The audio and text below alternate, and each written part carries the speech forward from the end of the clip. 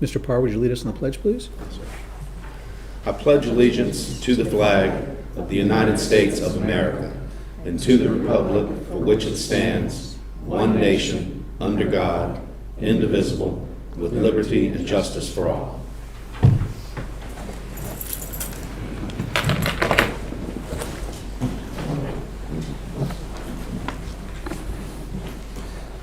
We're going to open this afternoon's meeting with public comments. To reiterate, public comments, you get 3 minutes to say what's on your mind, and with 30 seconds left, Dr. Ligon will put up a sign for you and let you know you're getting to the end. At that time, you should wrap up what it is you have to say. And if you're speaking for a group, you should specify, because you may then speak for 5 minutes if you wish. And if you give your name and address and speak directly to the board, we'll be glad to hear what you have to say. And first on the sign-up sheet tonight, we have Edith Napier.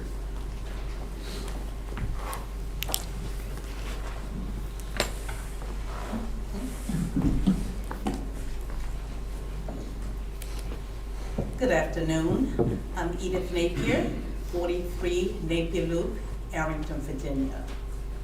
First, I would like to say a special thanks to VDOT and the county personnel for the road work they did during the snow. I know it was hard work, but it was appreciated by me and citizens of Nelson. I come here today on behalf of the Nelson County Juneteenth Celebration Committee. I would like to start by asking the members of the committee who are present to please stand. Thank you. Special thanks to all the committee members for their continued work, hard work, and dedication. I come to you today to request your support on behalf of the citizens of Nelson County for the 2025 Juneteenth celebration, which will take place on June 22nd, 2025. We're requesting a donation of $5,000. This year's celebration will focus on historical Black colleges and universities and the educational opportunities they offer to all students.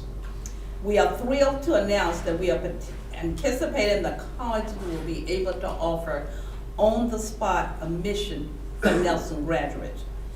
In collaboration with the high school, students of Nelson will have the chance to be accepted into college on the day that they meet on Juneteenth.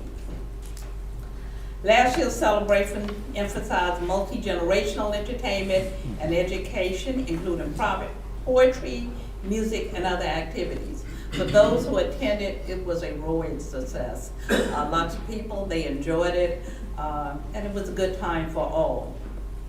We are grateful to the Nelson Heritage Center for allowing the committee to host the function there once again.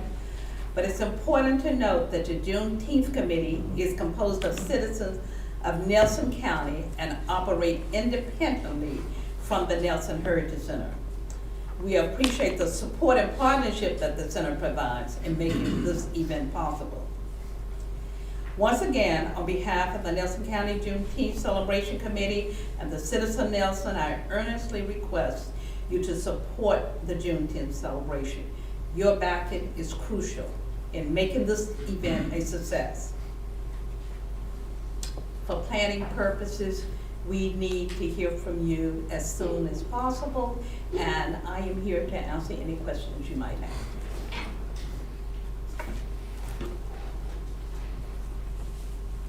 Thank you. Thank you. Stephen Bain.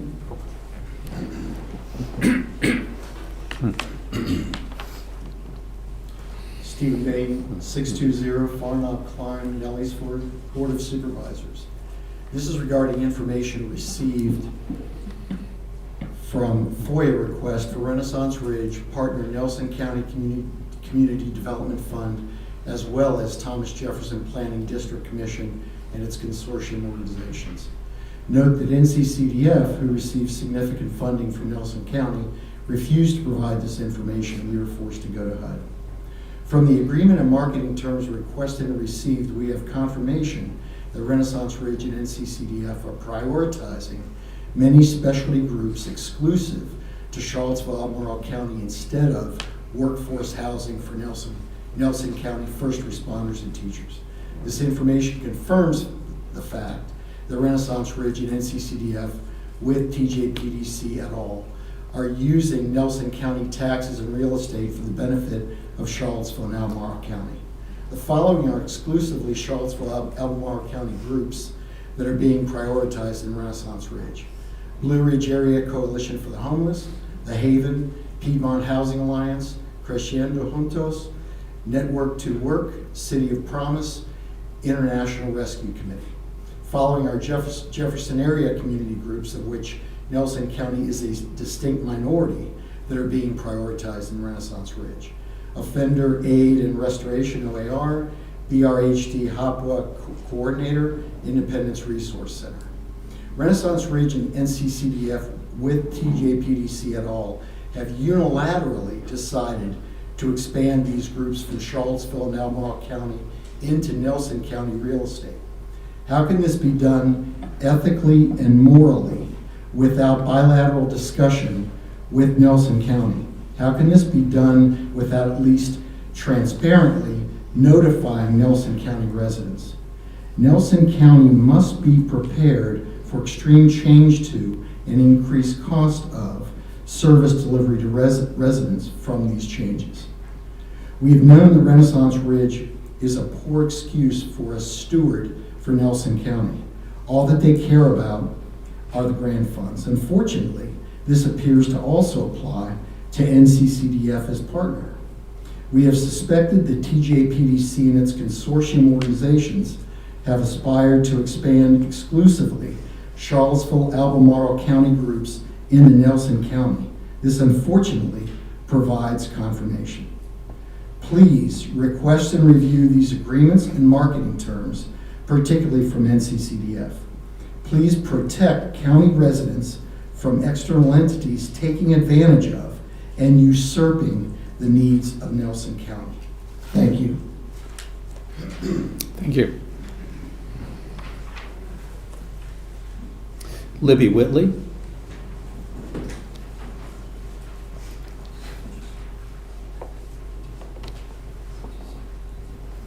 Thank you. My name is Libby Whitley. I don't live in the northern part of the county. I live in Roseland, 180 on Blease Gap Road, and I'd like to associate myself with Steve Bain's comments just now.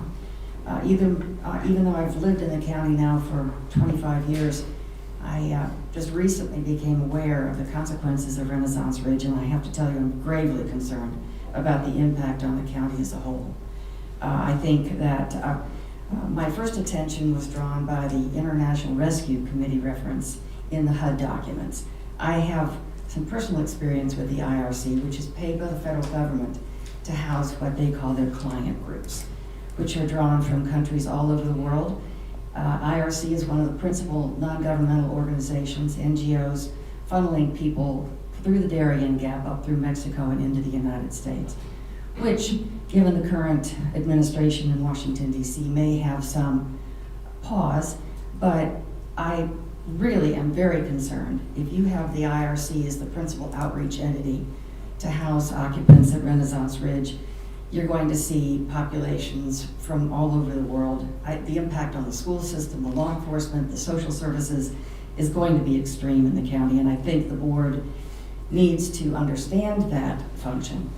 And also, even though I've lived here for 20-odd years, I was vaguely aware that there was a housing development under consideration up in the Nellis Ford area. But I do not think that the occupants, the citizens of Nelson County are aware of what is being envisioned. And there have not been any public hearings that I'm aware of on Renaissance Ridge that are aimed at the county as a whole. And I urge the board to undertake that kind of a hearing and outreach to the community, because I think you're going to get quite a bit of pushback. Furthermore, even though I'm in the southern part of the county, not the northern part of the county, I understand that if Renaissance Ridge goes through, there's a discussion of similar developments in the Livingston area and in Piney River, which is my backyard. And these communities, we have, at the moment, we already have the Ryan School development, we have Town Creek, we have Livingston Ridge. Most of these don't attract current Nelson residents. They're being pulled in from out of the area. Charlottesville, Albemarle, Fluvanna. That doesn't address the homeless and the low, thanks, doctor. That does not address the housing challenges of current Nelson residents. And I think that Renaissance Ridge would have the exact same effect, which is not to reach out to the current Nelson population that needs housing. But so I've taken my 3 minutes. I just urge you to have some public hearings on this matter because I think it reaches way beyond simply the Nellis Ford area. Thank you. Thank you. Stu Armstrong?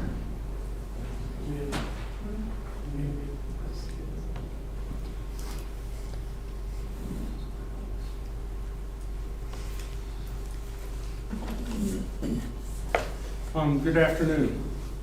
I'm Stu Armstrong. I live at 270 Sawmill Creek Drive. Been there for over 30 years.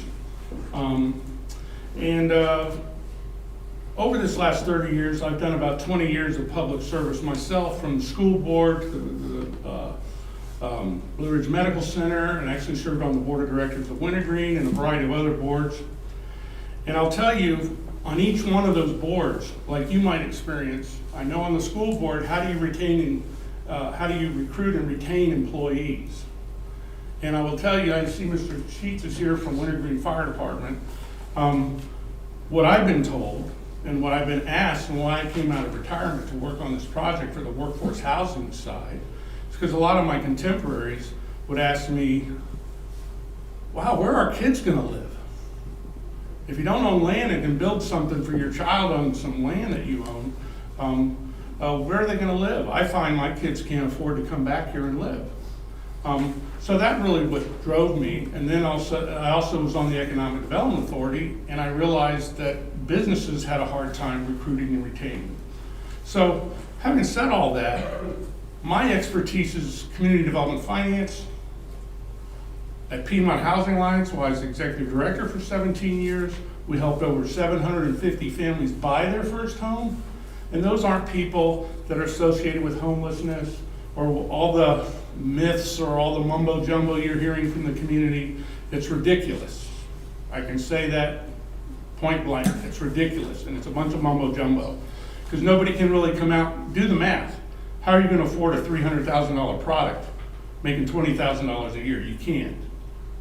A firefighter at Wintergreen starts at $48,000. That's almost $20,000 less than where we can start to help people buy homes.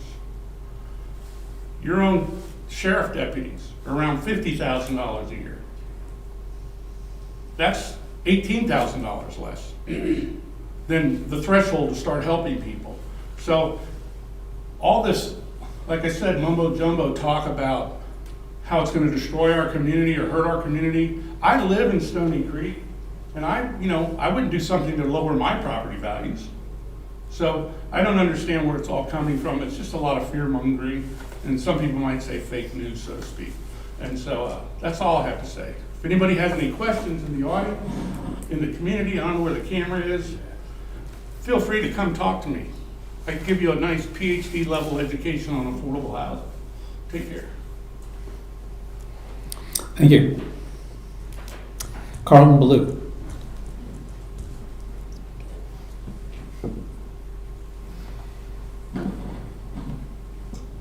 My name is Carlton Ballou. I live at 1 Mosby Lane, Fallbrook, Virginia. And if I could sum it up as succinctly as possible, I believe that this board's responsibility is to make Nelson County more prosperous. And I think, it's my personal opinion, that the way to do that is to go out and scour the countryside and bring good paying jobs to the county. If the board were to succeed at that, the housing situation would take care of itself. Now, I don't think that we make the county prosperous by going out into the surrounding areas, rounding up and importing in large numbers their indigent populations. Now, I know that Stu said that You know, these are people that are just on the border of being able to afford their own house. And if you use the $50,000 example for our deputies, if they have a working spouse, now they are able to afford a house. So if we want working class people here, all we need to do is to make affordable housing and good paying jobs. We don't need to become, we're already the bedroom community for Albemarle, Charlottesville, and other surrounding metropolitan areas. Do we want to become their tax subsidized homeless shelters as well? Thank you. That's all of the people that I have signed up for public comments. If there's anyone else that has not spoken, you may come forward now.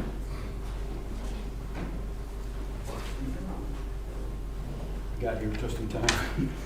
Hi, my name is Paul Davis, 2514 Rockfish Valley Highway, Nellis Ford, Virginia.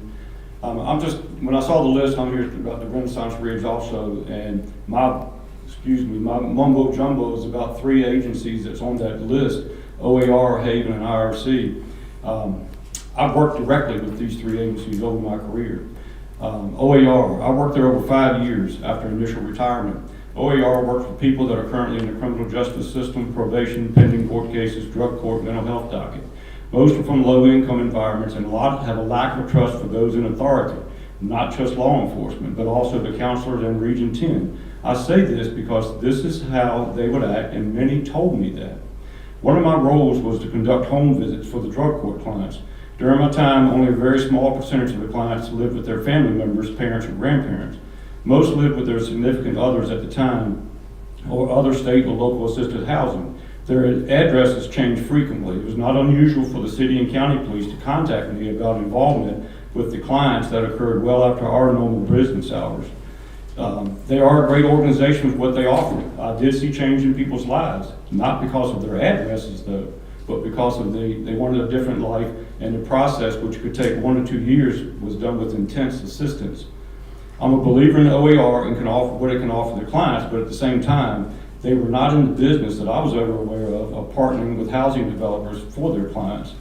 The Haven provides shelter, though limited, for food, clothing, and direct basic services to the homeless in Charlottesville.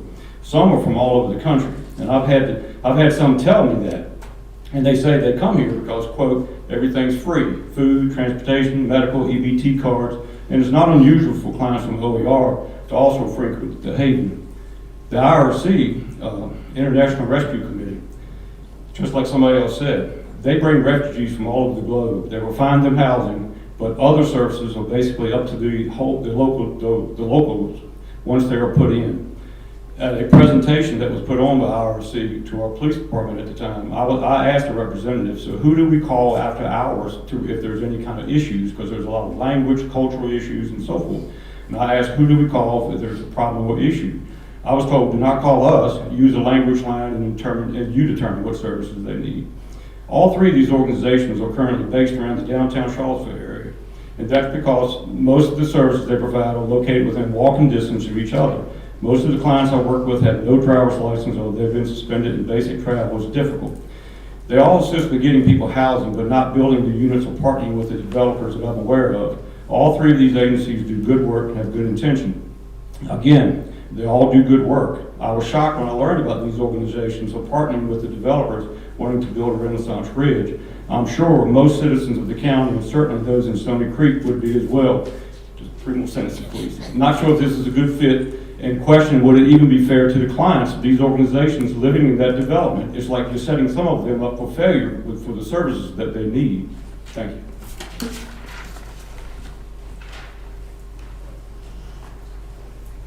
Hi.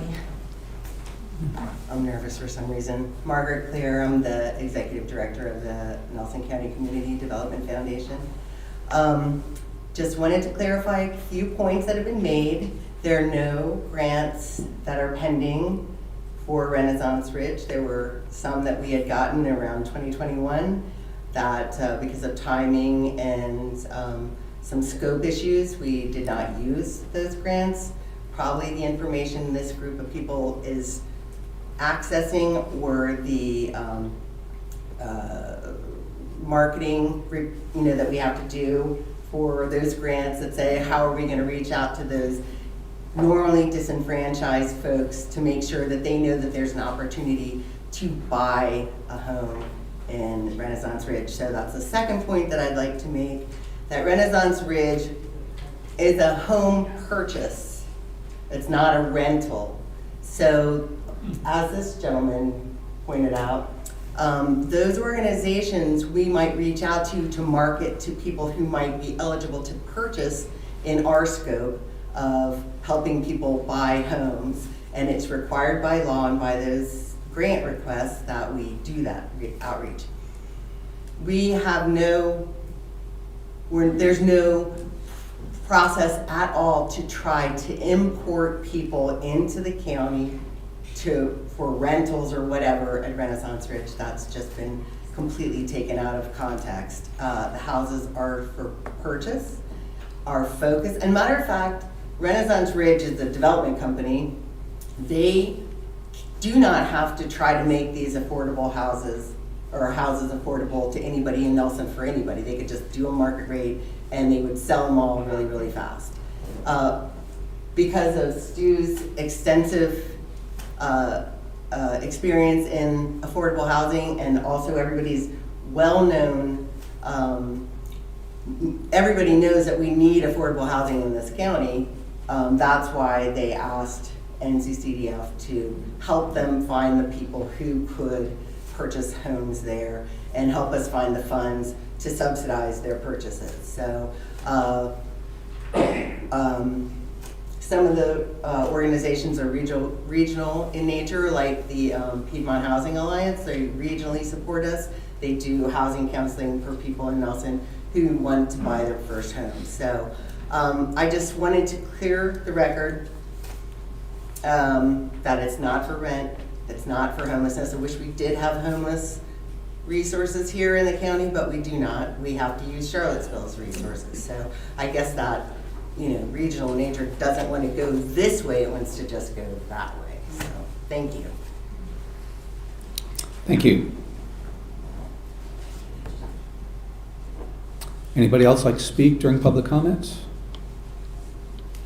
If not, I will close public comments. And next on the agenda is the consent agenda. Mr. Chairman, I move we approve the consent agenda as presented. Second. Okay, we have a motion and a second. Any discussion? Okay. Mr. Parr? Yes. Dr. Liggett?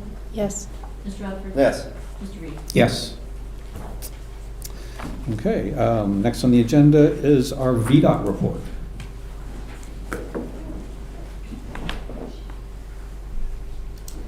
Good evening, board. How are y'all today? Very good, thank you. My name is Jeff Sarah. I'm here representing VDOT today in place of Robert Brown. He unfortunately couldn't be with us today, and I don't have anything to bring to the board today, so I'll take any concerns that you all may have, and I'll try to get it taken care of.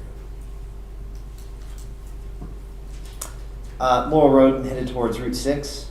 Route 6 Irish. Probably about half a mile before you get to it. There's a culvert pipe there that has a history of clogging up, especially in snow events. I had sent correspondence to staff recently about it. Some of the neighbors had mentioned, they said they've heard that the pipes just rot out and it might require the removal of asphalt and replacement of the pipe. I'd like to advocate for that because the last several snowstorms, debris was slow to trickle out, created some flooding opportunity there. I do have another culvert pipe on Glade that I will send you a email about with the address. I can't remember. I wrote it down and forgot on that one. But beyond that, I do not have any further.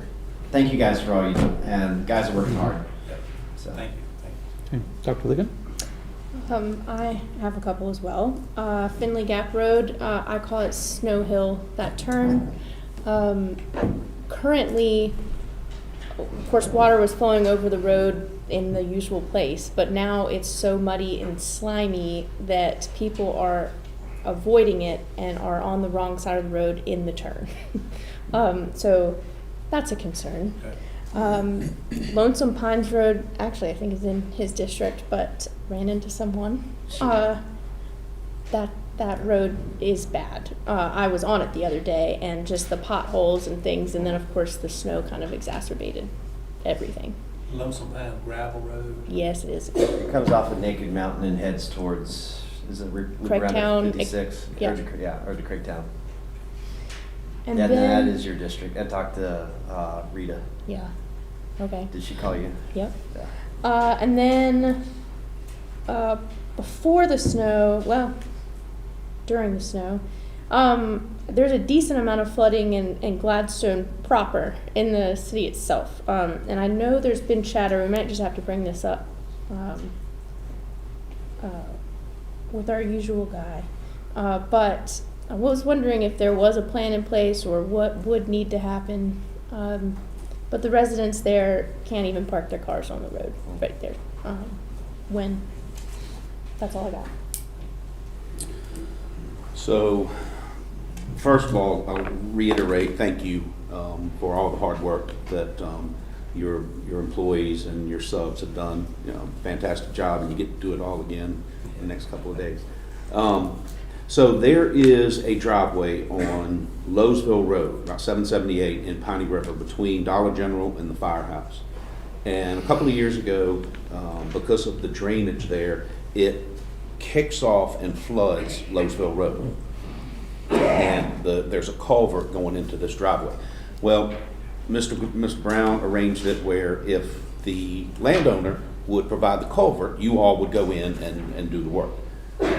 I think the culvert that was found was undersized, and we're continuing to have, not only is it continuing to flood Lowesville Road and cause problems there, but it has once again washed out the gentleman's driveway.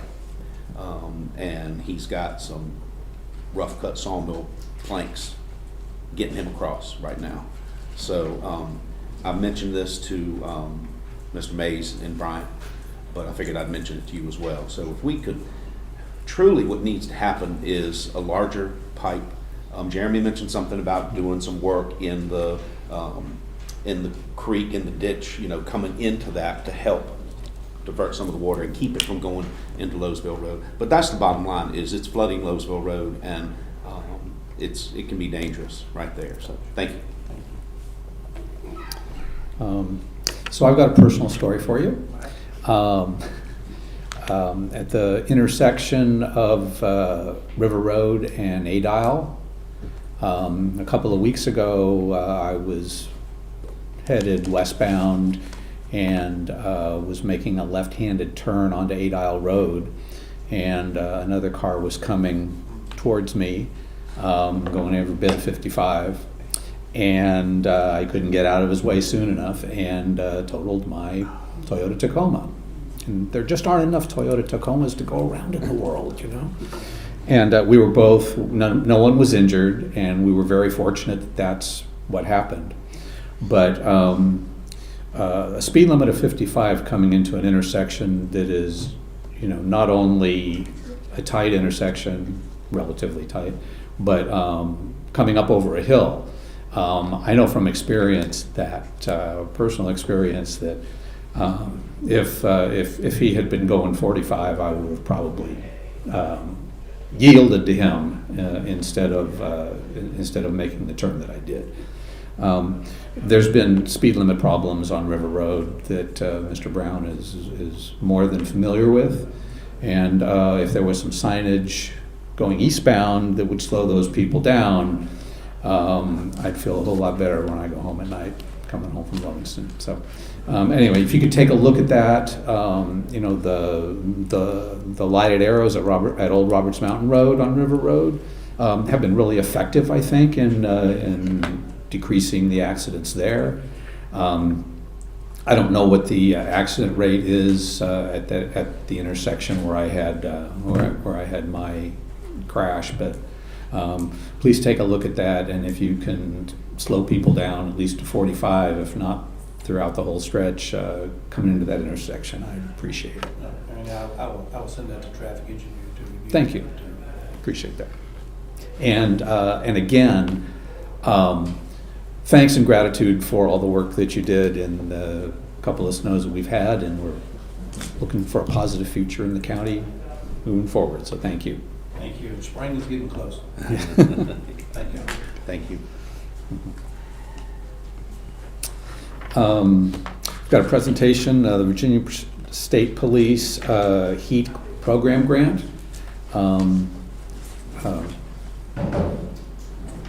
Sheriff Embry will give a presentation to us. Good afternoon, Mr. Chairman, members of the board. Good to be with you all today. I want to take a few minutes and just bring to your attention an initiative that our office is looking to undertake in the next coming months and explain to you how it's funded, what the intent is for. Thank you. Going back to October of last year, our office had put in for a grant through the Virginia State Police HEAT program. HEAT represents Help Eliminate Auto Theft. Within several days of submitting our application, the Sheriff's Office was fortunate to have received grant funding in the amount of $12,500. That money is to be allocated under the premise that it is to help eliminate any kind of auto theft or go to preventing auto theft here in Nelson County. So once we had received that, I had reached out to our friends and neighbors to our north, Albemarle County, Amherst County, and our friends to our east and west.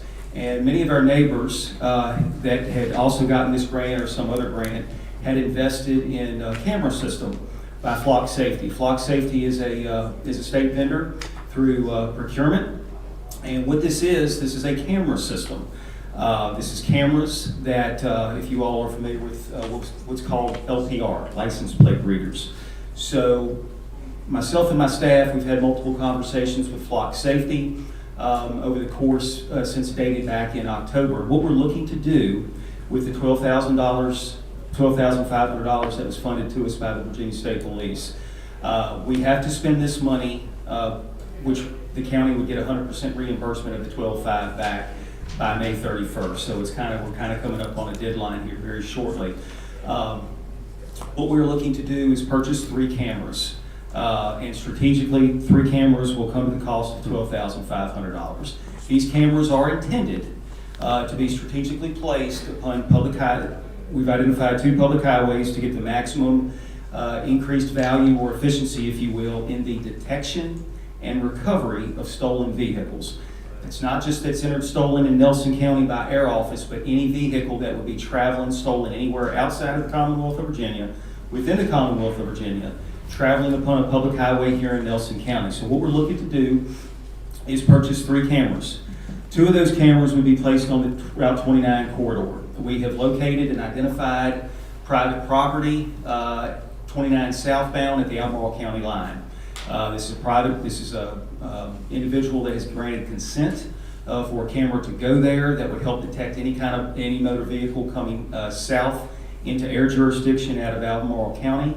The second location would be 29 northbound, just north of the Amherst. Don't you have a map? We do. Is this a clicker? Okay, I'm sorry. You're fine.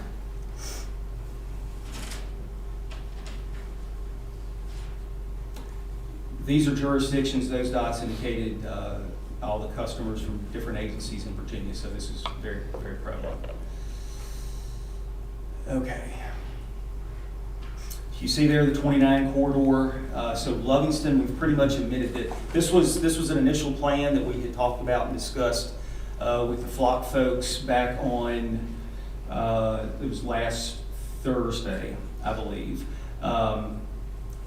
This was the plan for 4 cameras. That's not going to happen because we can't afford 4 cameras. What we can't afford is 3 cameras. These are not exact locations at this point. We are looking at two cameras on the 29 corridor, coming northbound out of Amherst, coming southbound out of Albemarle.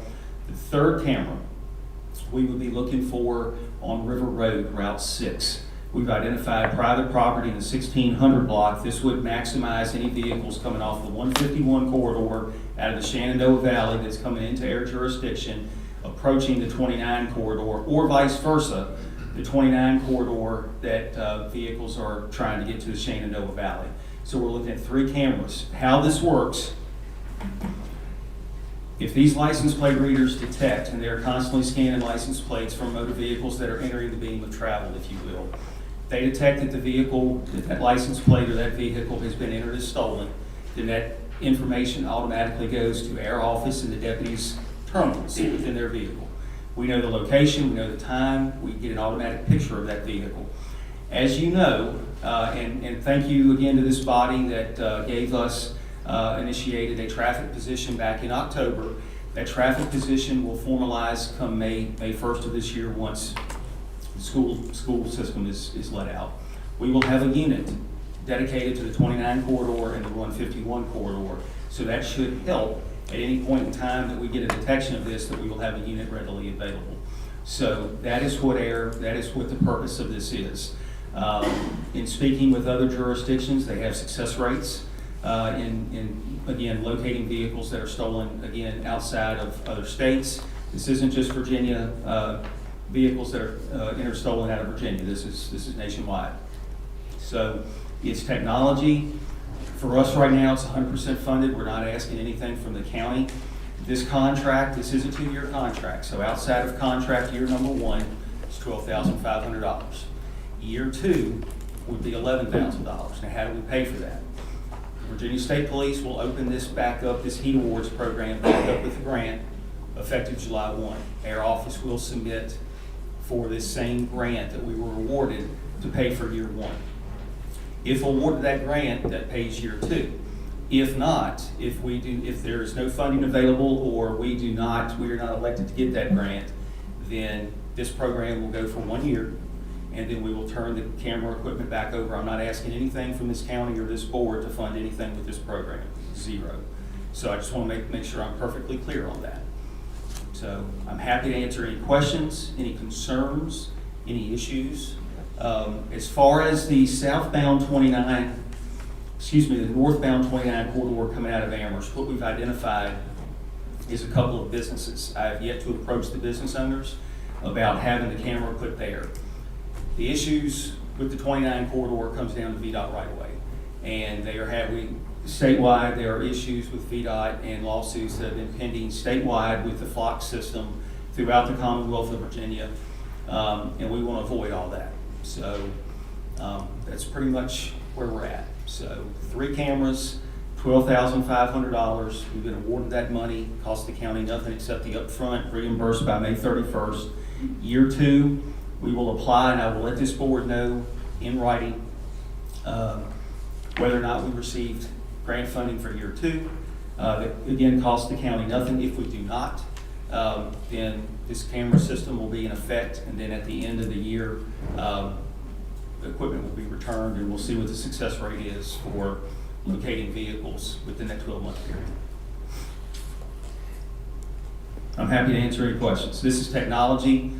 We see that other jurisdictions are using it, successful. I'm happy to bring that technology here to this county.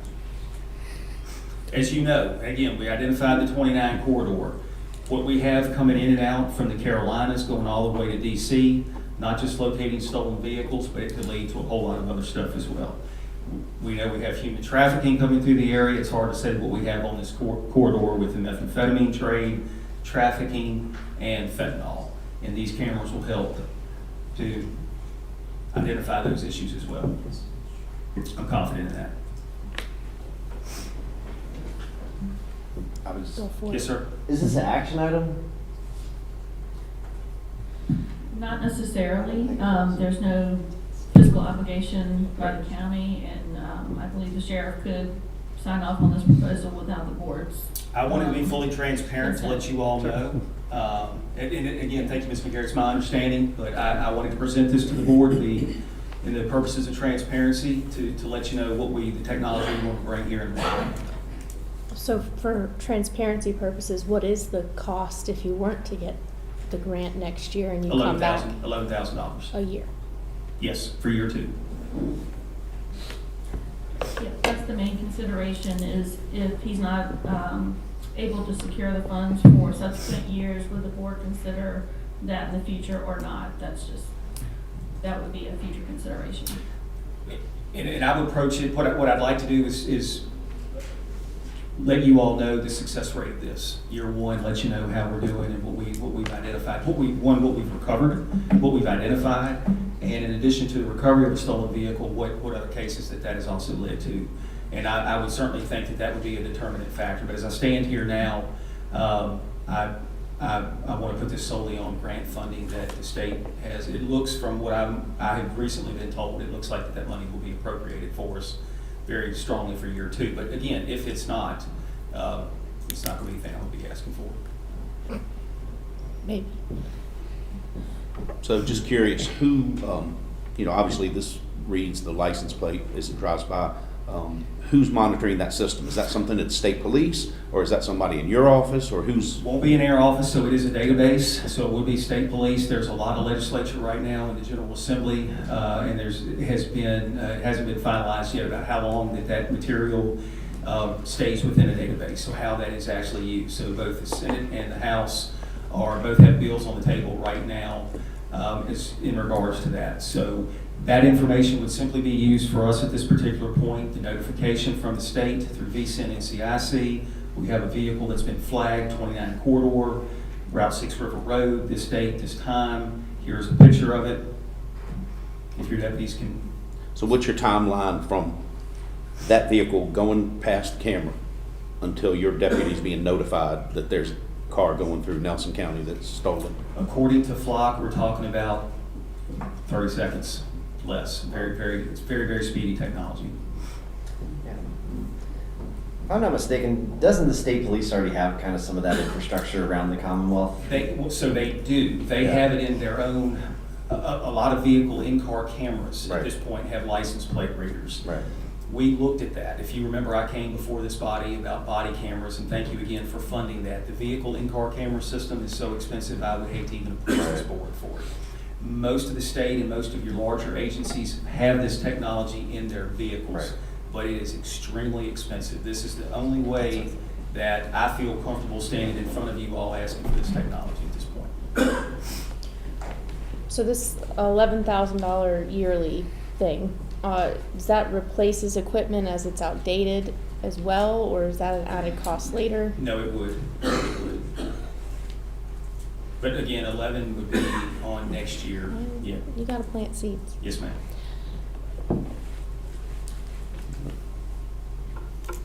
So, you said the data is the data stored with the state at this point? I mean, I know legislation hasn't passed yet, so there's some ambiguity about what it actually does or will be able to do. Yes, information will be sent through us via VCIN and CIC, which is controlled. VCIN, Virginia Criminal Information Network. It's all housed by the Virginia State Police. Yes. Okay.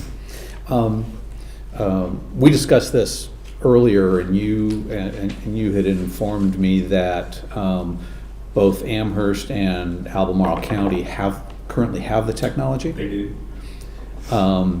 And you accounted to me, I think, if I'm accurate, that I had said, well, if they have the technology in each of those places, that there might not be a need for 29 for us to monitor the 29 corridor because it's already being monitored. So it's my understanding through Amherst, I'll give you an example with Amherst. Most of Amherst's technology for this is in the Madison Heights area because you've got a lot of private businesses and so forth there along the way that they can defeat the VDOT right away. What I'm not aware of is the 29 bypass. So a lot of these vehicles, anything that's coming to 29 bypass is going to be picked up through that. So they could travel the 29 bypass, come all the way into our county and never be picked up by Amherst Flock system. Albemarle, I don't exactly know where Albemarle's system is set up, but what we're looking at with Albemarle is any vehicles that would be traveling the I-64 corridor, getting off at exit 118 outside of Charlottesville, and then traveling south into Air County. Without this, we would be relying solely upon a notification, if you will, that our neighbors to our north and south, if they got notification of a stolen vehicle, that they would pick the phone up and call us. And keep in mind, wherever those camera systems are, let's say Madison Heights, you've got you're in a business area. You've got a lot of time frame, you've got a lot of mileage in between, and our people would not have any idea where to look or anything of that nature. This is precision. This narrows it down to our specific jurisdiction alone. So a lot of other mitigating factors if we're relying on jurisdiction to jurisdiction communication. Yeah. And obviously, full transparency, the one in Woods Mill is like right outside my office, so it'll get to see me all the time. Yes. And just speaking anecdotally, is seeing the traffic on Route 6 to 29 every day that's coming off that 64. It is a remarkable number of out-of-state license plates that come through there. And one thing that I think comes to my mind of like missing persons, I saw one piece in the Flux system that talks about identifying missing persons and being able to hunt down that license plate. And you know, it's not an unknown fact that, you know, if someone wants to commit a crime, you know, we're 4.5 hours from 4 or 5 hours away from like Philadelphia, major cities all over the place. And getting from 29 to 64, you know, it's a lot of people who hit that. And I mean, I'm hoping that this is a good thing and trying to stop some of the trafficking. You know, God forbid we have a missing person or something that turns into a homicide in this county like we had years and years ago. If that was to happen, this is technology that we could go back and we could review. If we do have a vehicle of interest, if you will, this is something that we could utilize these cameras to be able to help identify a time, a date, a route of travel. It's not what this is being purchased for. It's being purchased for the detection and recovery of stolen vehicles. However, this is technology that can be used to aid us in the future, God forbid, if something terrible was to happen, that can help us locate or solve a case of one of our own citizens. Are you aware, or do you have any concerns about the pending legislation in Richmond concerning the license plate readers? There's been some issues over the last couple of years, ever since LPR has really come to the forefront. I'll just wait and see, and we'll speak with the Commonwealth Attorney. Once everything is finalized and signed off at the executive level, we'll evaluate that and see what we have. Yeah, I think that's a good idea, because that way we'll know exactly what it is we're dealing with. I mean, I know we don't have a decision in this anyway. Oh, yes, sir. but I'm not going to make a purchase until, we've got time to make a purchase. I just wanted to present this to the board and get any questions or concerns, and again, just so that the community knows what we're looking to do. Okay. That's all I got. Any other questions? Okay. All right. Thank you very much. Would it be possible for you to give us an update after that, or at least be in touch with us about what the legislation Absolutely. might realize on Yes, this, sir. just so we would know? Happy to next month. Appreciate it. Thank you.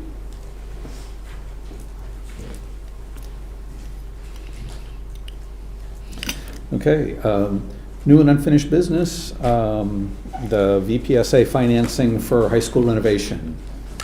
Ms. McGarry.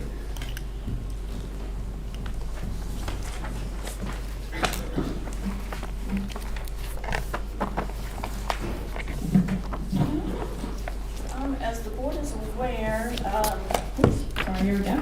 As the board is aware, the school division has proceeded with their renovation project. Currently, I believe they have issued the invitation for bids for the project, and the next step is securing the financing for this project. The financing we're looking to secure is through the VPSA, which would be a pooled bond financing in the 2025 spring pool sale. You have before you a resolution that would authorize us to proceed with the application for the VPSA spring pool bond sale. And also, as part of this financing, you would be authorizing a public hearing on issuing the bonds, which is proposed to be held on March 11, 2025. And State Code Section 15.2-2606 is the state authorizing code section to hold a public hearing on this financing. We've also included in your packet a draft financing schedule. I won't go through the entire thing, but a couple of the key dates. I believe the invitation for construction bids went out January 27th. I think they're expected to be back February 27th. Let's see, the board was to is considering adopting this initial resolution for the VPSA financing today. The school board will hold a budget work session this evening, and will also consider adopting a resolution authorizing the application and requesting the bond issue and consenting to issuance of bonds. The VPSA financing applications are due to VPSA by February 24th. And then March 11th, as noted, the board would hold a public hearing on financing. And then the VPSA bond sale would occur April 22nd with the tentative closing set for May 13th.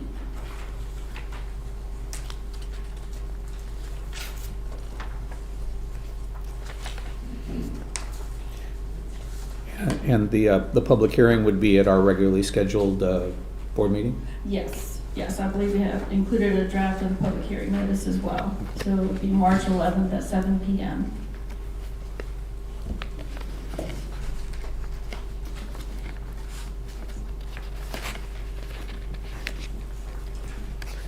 Any questions for Ms. McGarry?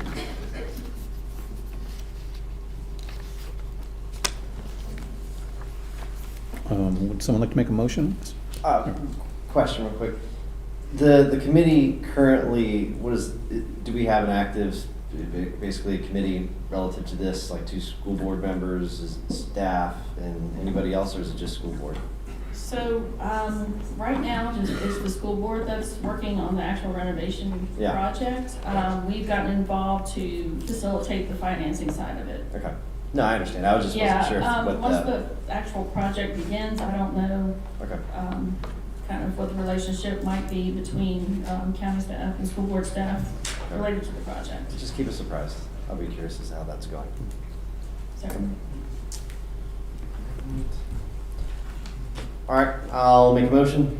Mr. Chairman, I move that we approve Resolution R 2025-09, Nelson County Board of Supervisors resolution authorizing application to the Virginia Public School Authority regarding County of Nelson general obligations bonds to finance the acquisition, construction, equipping of a school construction project and actions related thereto. Do we have a second? I'll second. Okay. Motion and second. Any further discussion? Okay, take a roll call vote. Dr. Lee? Yes. Mr. Barr? Yes. Mr. Rutherford? Yes. Mr. Reed? Yes.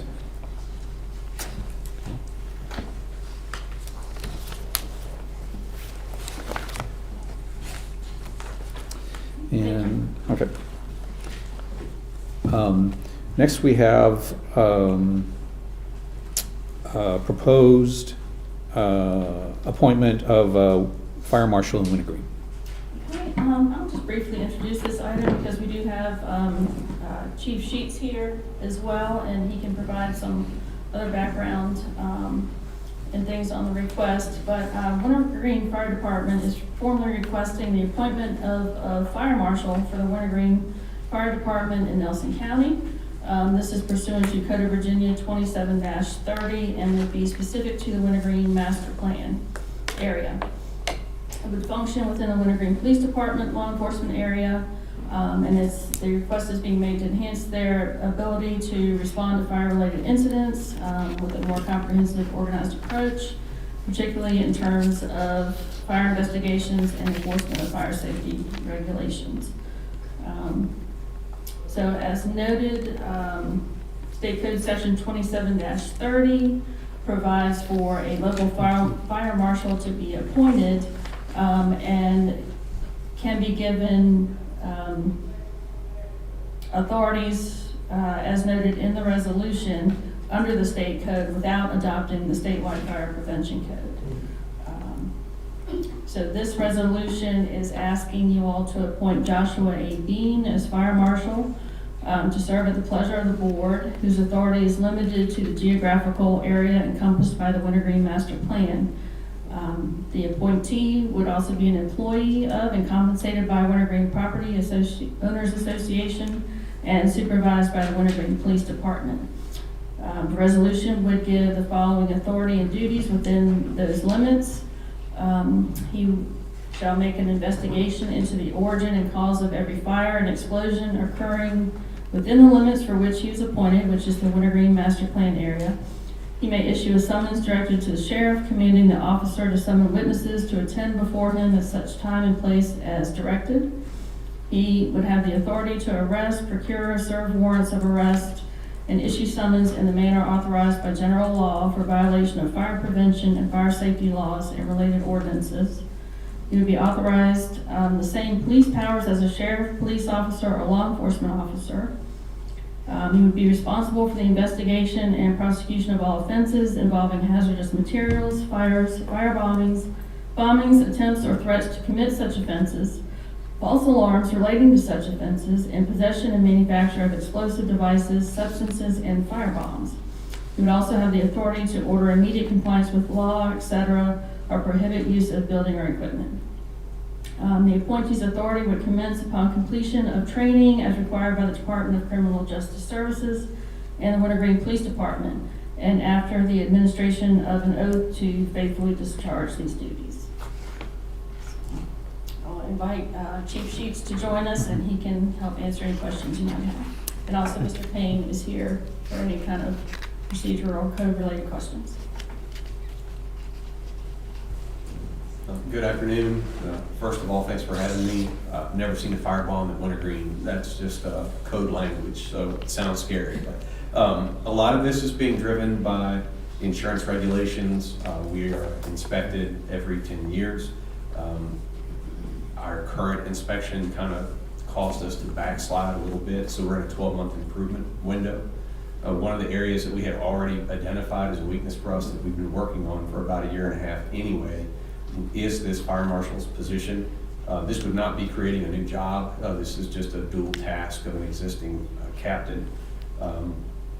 We do not investigate fires at Wintergreen. The insurance company sends their investigators to do that.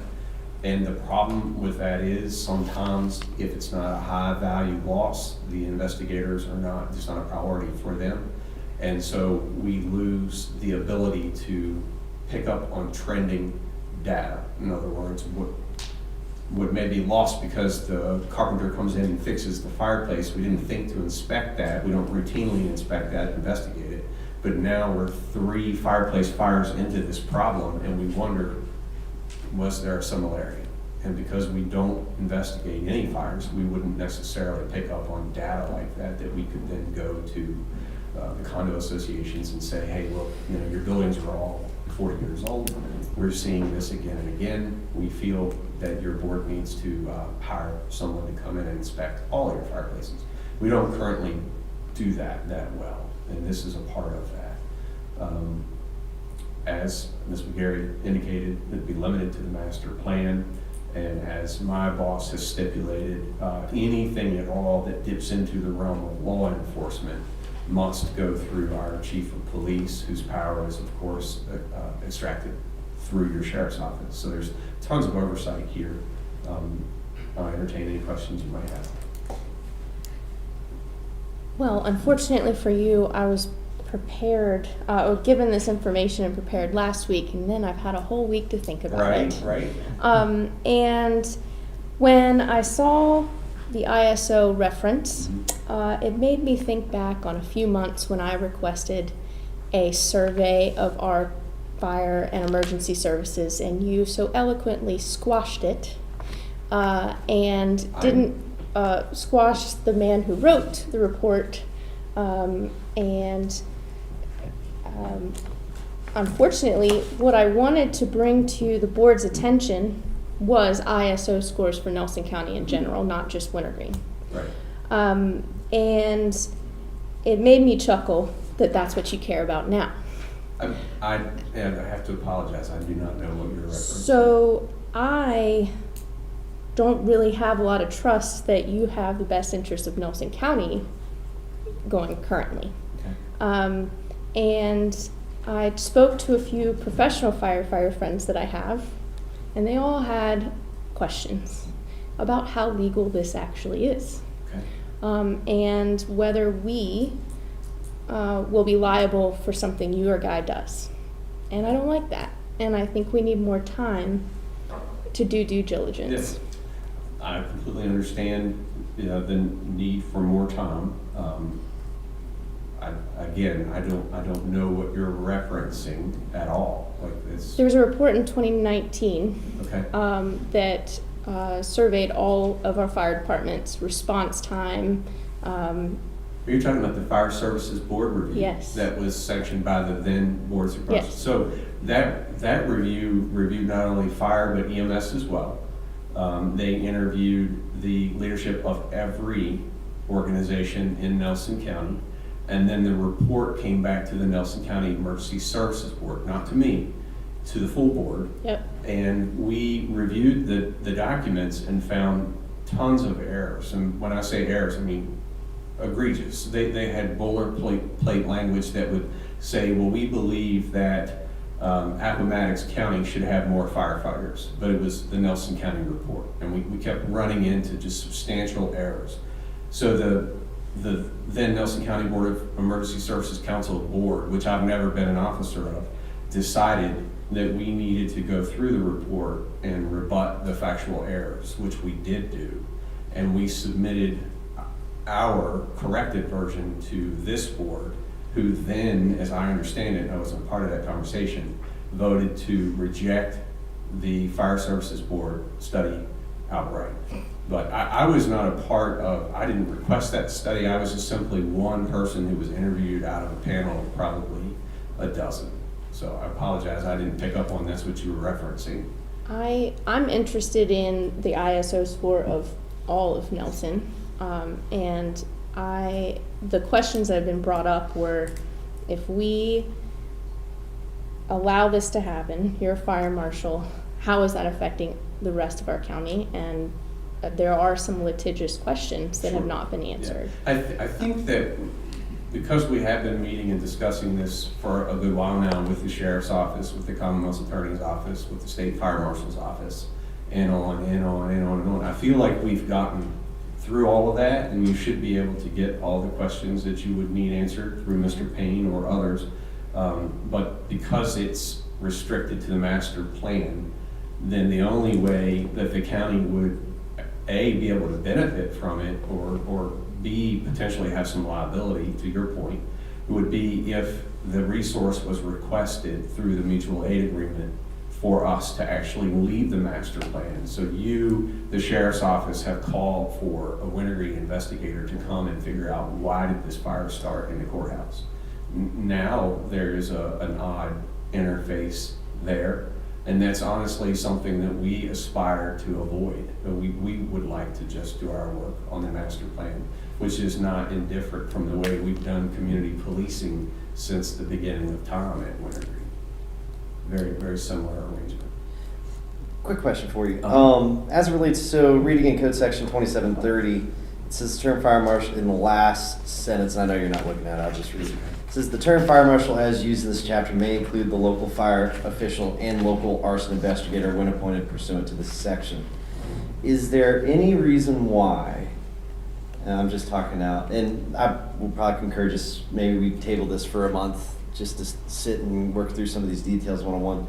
One of the questions I have, is there any reason why this person couldn't be a sworn officer at Wintergreen and be called a local arson investigator and utilize that as it's saying the term fire marshal, as opposed to going through the county? So they would be a sworn officer. Josh is to complete the basic law enforcement academy, just like all our police department employees do. As far as the term, what you is there any reason why we just couldn't, you guys couldn't pick your guy through your PD? I mean, essentially that's what we've done. Yeah. Like Josh would be, we're all employed by Wintergreen Property Owners Association. Some are assigned to the police department, some are assigned to fire rescue. Yeah, I'm just. In some ways, Josh would be a dual functioning. Yeah, I'm just speaking out in terms of, for me, I felt like there may be a mechanism that already exists that Wintergreen already has the ability to do, and I'm sure Phil is listening to me, so he'll tell me what questions I might have, maybe incorrect on that. Yeah. But because you have a police department and it already allows the usage of that authority, what does a local authority actually do on that? I'm just curious. So, but I do concur with maybe tabling. In looking at the language that you're referencing, where it says, like you said, the term fire marshal is used in this chapter may include the local fire official and local arson investigator when appointed pursuant to this section. So that would still mean a board appointment.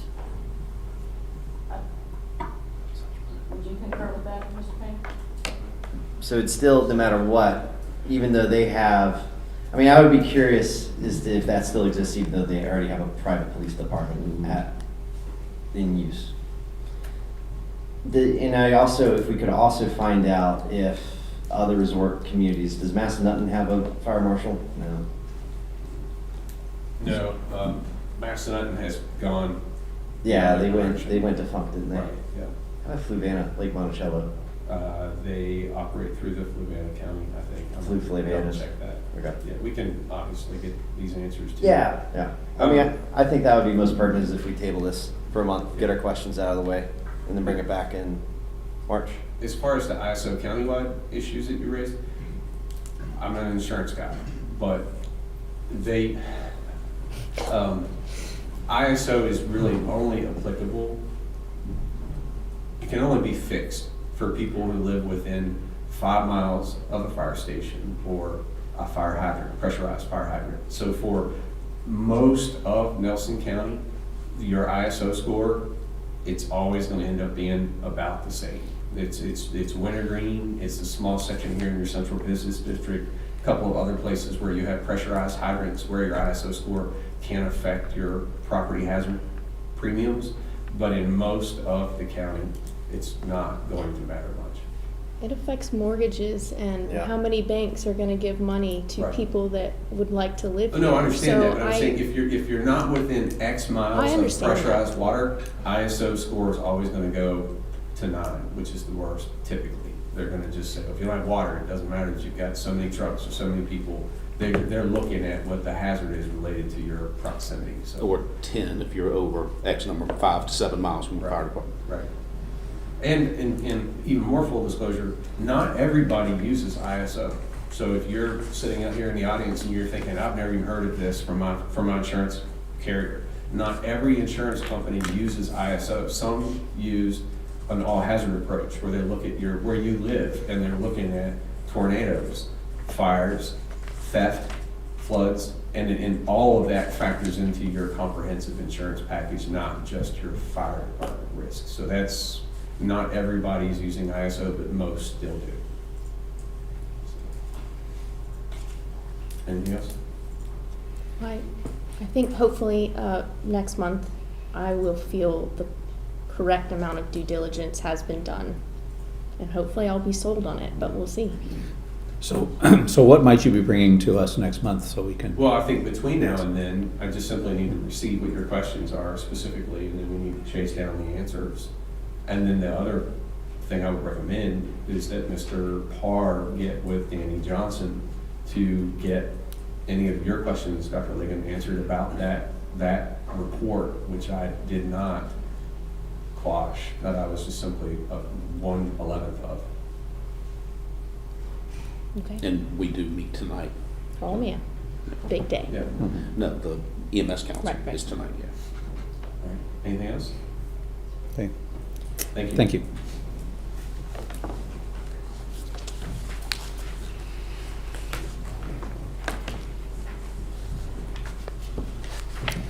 Okay, next on the agenda, we have a proposed recreation foundation.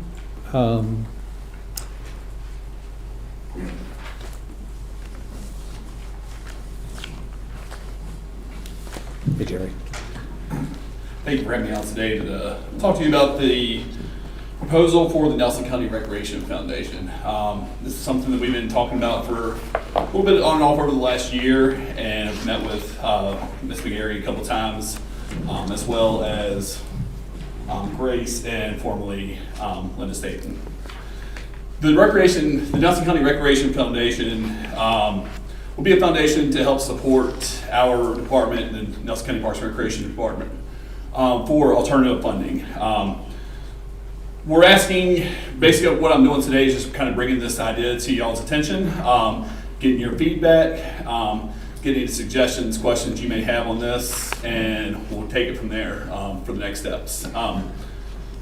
the purpose of this today is of the foundation would be to support the Nelson County Parks and Recreation Department by seeking and accepting funds, grants, gifts, donations from organizations, governmental units, and the general public. These funds would be a approved 501c3 tax deductible giving opportunity for folks, and this obviously would be able to help offset some of the costs within our department, given some alternative funding sources. The intended uses for the foundation would be accepting tax deductible donations to enhance department offerings, amenities, and the like, including but not limited to future parks and recreation facilities and projects. One of the big topics with this is kind of led to this from the former discussions of the future Larkin property. If we do move forward with recreation and amenities in this would be an amazing opportunity to capital fundraise a lot of those funds that would go into the creation of that property. Along with that, we would look at scholarship offerings for our youth athletics. For instance, with that, we could have a line with the foundation of just for scholarships, knowing going into fall athletics, we know we have $500 for youth soccer and youth flag football. We would be able to advertise and offer those scholarship opportunities for those folks, and know that, okay, if we give out $300 of scholarships to people who might not normally be able to afford to participate in our activities, we would be able to get those kids on the fields, on the courts, wherever it may be, to have that opportunity to play recreation sports. The funding from that would offset, and the foundation would then pay back the Nelson County Parks and Recreation Department for those funds used for that, and so on for all future seasons. We'd be able to get back into team sponsorships as well. This is something the department had done in the past. However, we got in a little bit of an issue where we didn't have enough sponsorships for all the teams that we were getting. With the increased amount of registrations we had, the number of teams we were creating, we were having, say, 10 sponsors for 15 teams. Well, how do you just determine what happens to the other 5 teams? Along with that, team sponsorships, they weren't technically tax deductible for those businesses. So those funds were just going into the same pot of money as people's tax dollars or whatever it may be, just going into the general fund. So this will allow businesses, individuals, whoever it may be, to provide tax deductible sponsorships to the department. Another thing would be we'd be able to help use some of these funds for some community special events, and it really enhance the offerings that the department has for that. The Nelson County Recreation Foundation would need to, let's see here, this is slide there.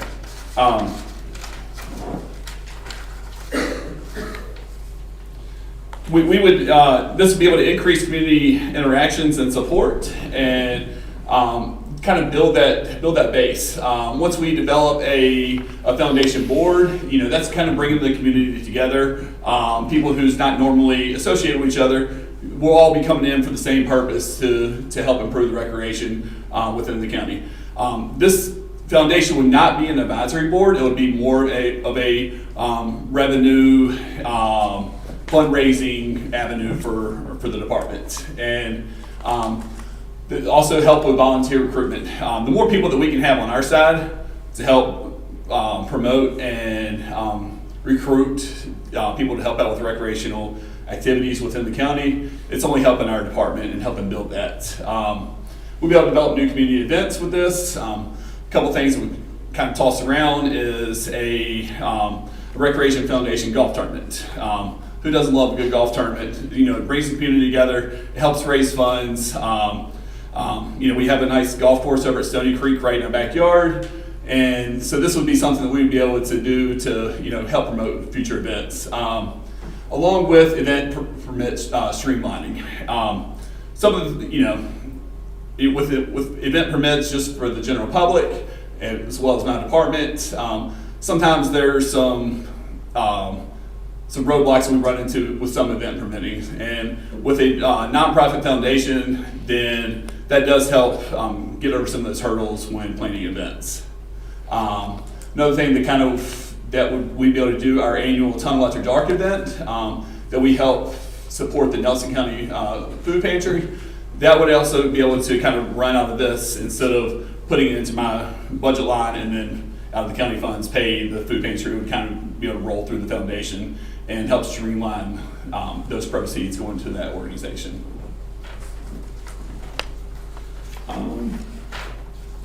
So what are the next steps? Obviously, we would need to establish a 501c3 nonprofit through the IRS.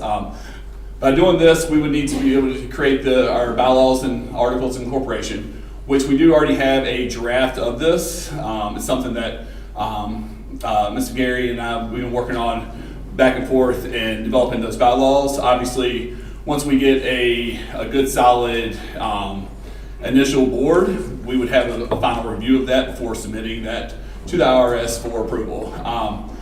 We'd be looking at a maximum 11-member board with the initial establishment of 5 to 7 members. Those members would be myself or whoever the director of Parks and Recreation would be at the time, the county's director of finance for our treasurer.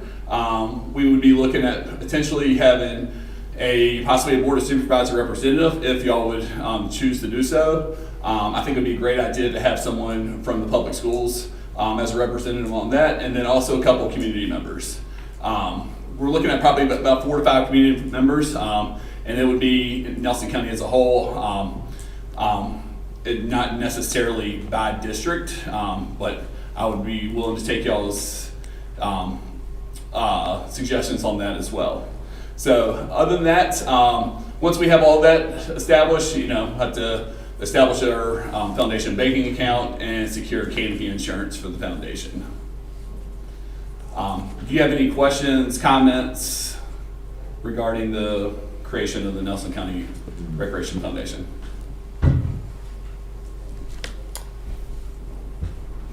I'm sad to hear about the sponsorship piece. That used to be something back in like 2005 and 6 people would fight over.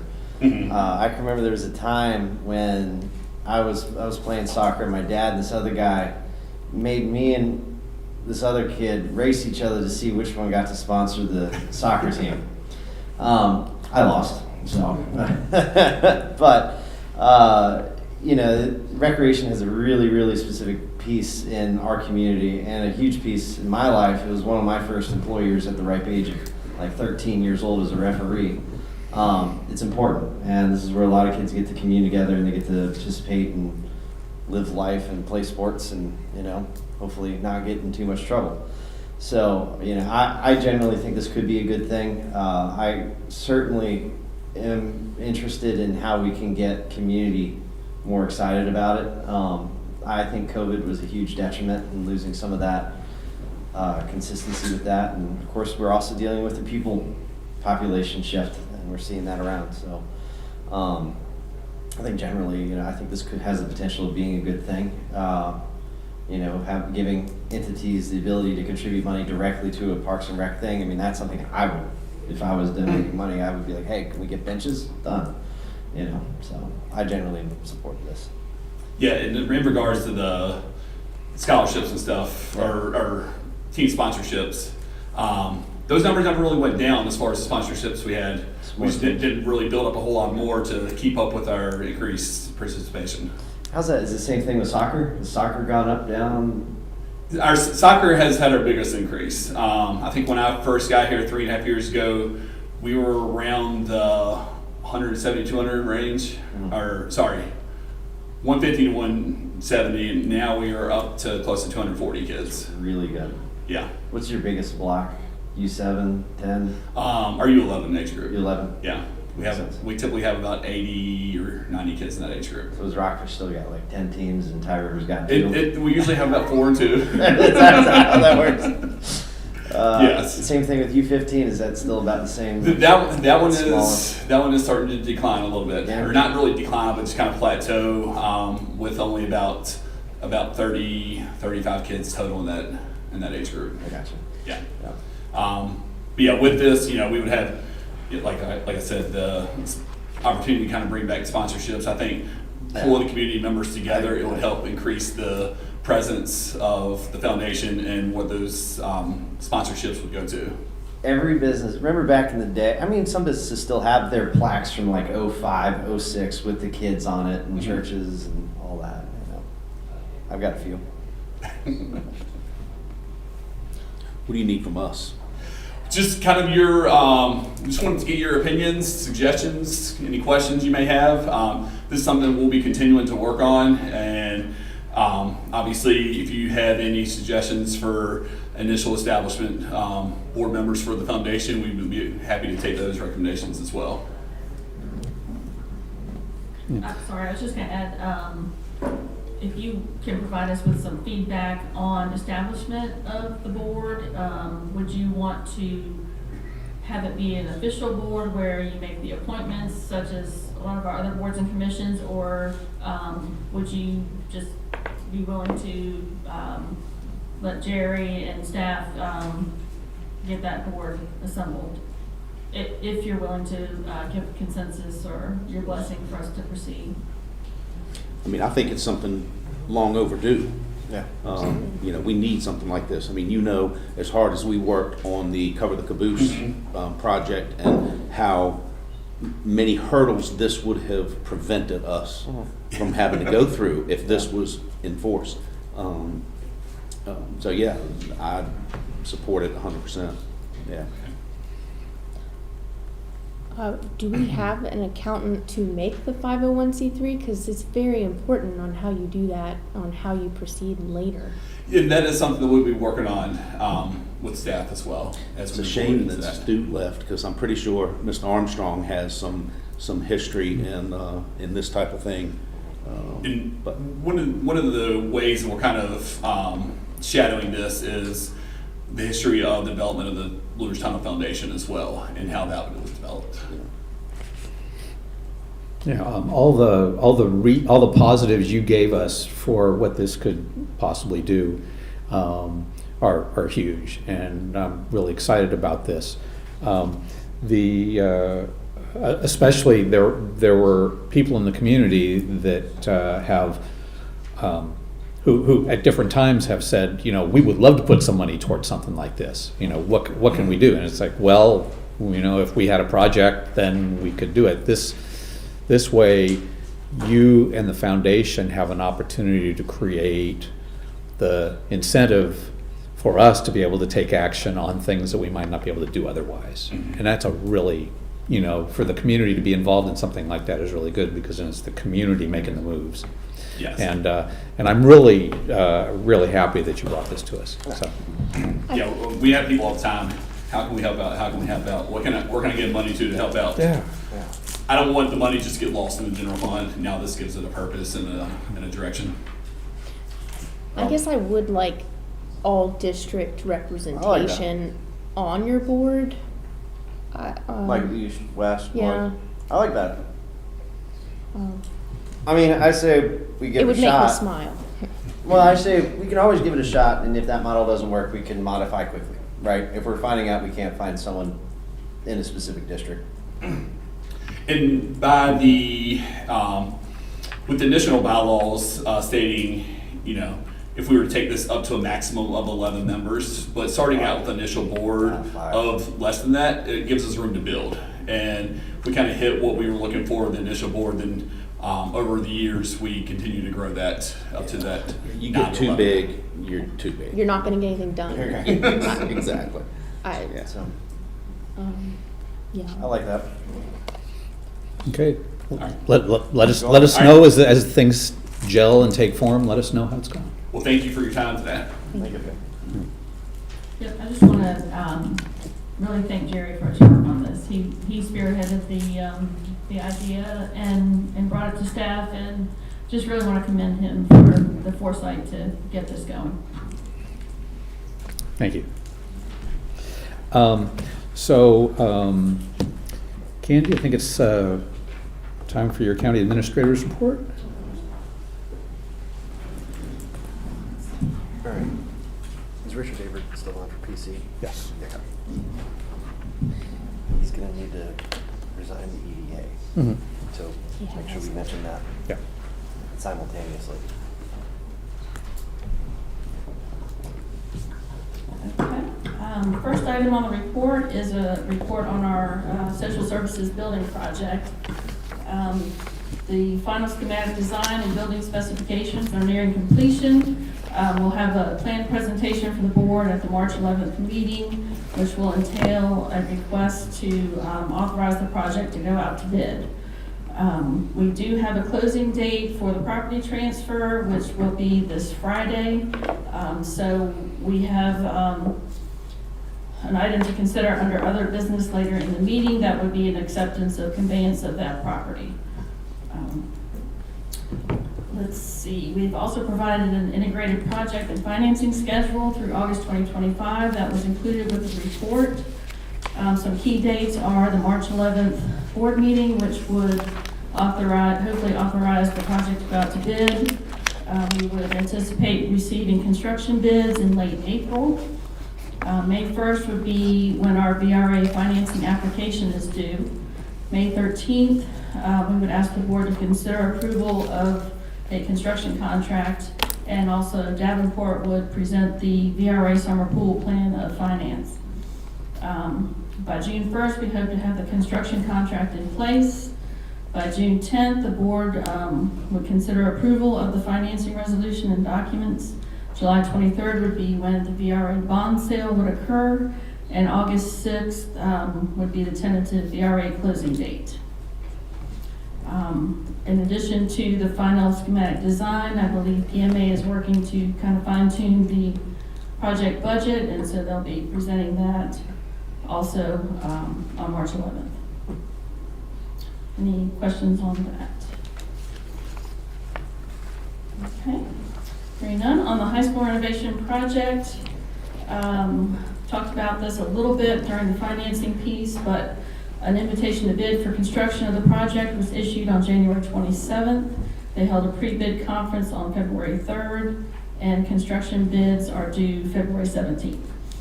An integrated project and financing schedule through May 25 was provided with the previous agenda item 5A. These key dates were included there. I believe I read some of them off to you all at that point, so I won't revisit those at this time.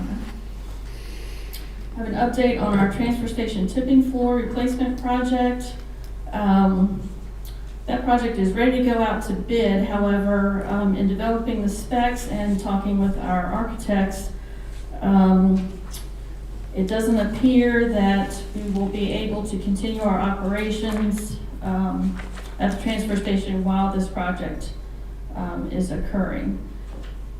So we will need to close the transfer station to commercial trash collection. We would be able to accept limited household trash at the site for up to about 30 days. So this is primarily due to the poured concrete slab that needs a cure period of anywhere from 14 to 28 days, depending on how fast the concrete reaches the specified design strengths. So with this new information, we decided it'd be best to just take a pause. We need to consider providing ample notification of the anticipated closure to our commercial account holders and users of the transfer station, and get our alternate plans in place for disposing of household waste collected from our convenience centers. So basically, this plan would entail direct hauling our trash compactors to Region 2000, unless we can work out a disposal option with Amherst, who has an open landfill.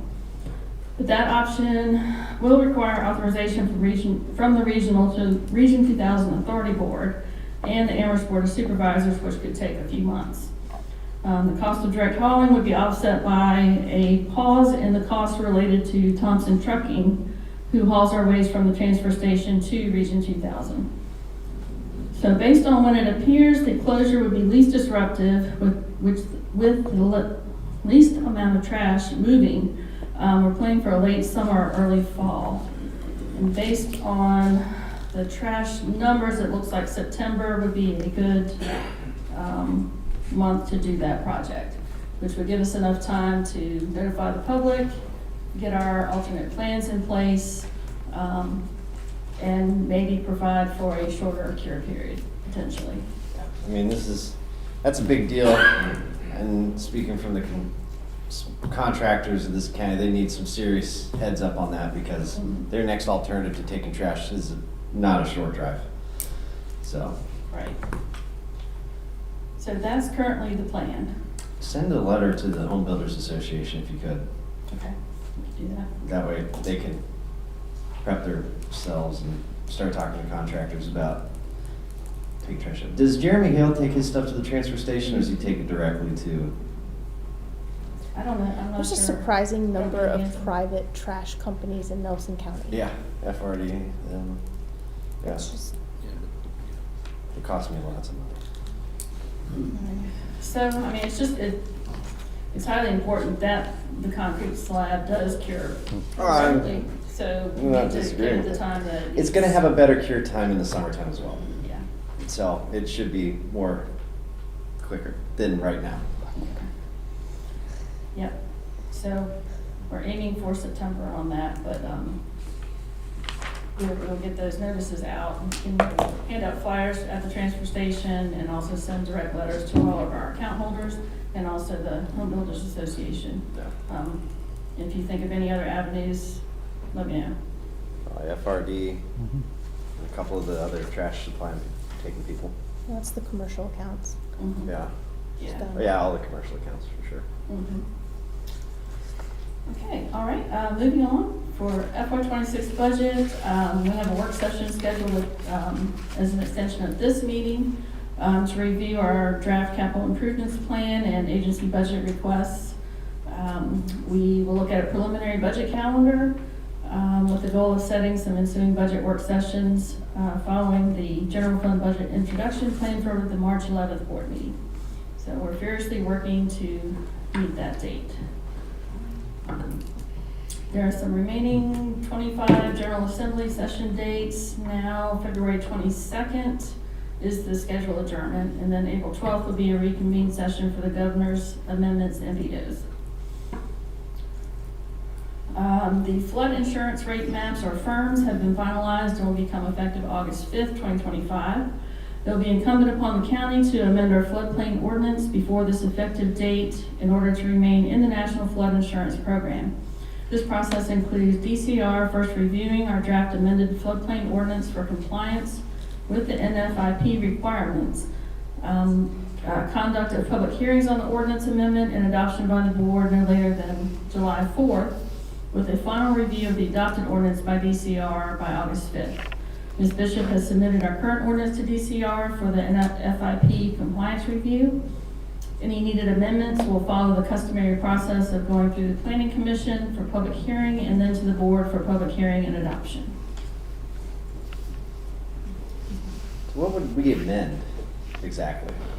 Like, do we even have any discretion on, like, where Well, these? primarily we'd be amending it to be in compliance with the state code language. So we don't really have And also the any. new map date. Yeah, is it's the not like we're primary. changing anything.